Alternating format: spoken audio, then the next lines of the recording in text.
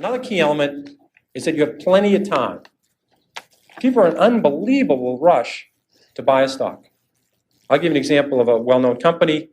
Walmart went public in October of 1970. 1970 went public. Already had a great record. It had 15 years performance, great balance sheet. You could have waited 10 years saying you're a very conservative investor. You're not sure this Walmart can make it. You want to check. You see them operate in small towns. You're afraid they can only make it in 7 or 8 states. You want to wait till they go to more states. You keep waiting. You could have bought Walmart 10 years after they went public and made 35 times your money. If you bought it when they went public, you would have made 500 times your money. But you could have waited 10 years after Walmart went public and made over 30 times your money. You could have waited 3 years after Microsoft went public and made 10 times your money. Now, if you knew something about software, I know nothing about software. If you knew something about software, you would have said, these guys have it. I don't care who's going to win, Compaq, IBM.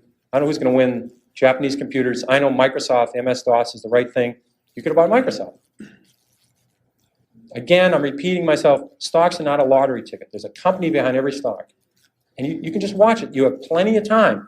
People are in an amazing rush to purchase a security. They're out of breath when they call up. You don't need to do this.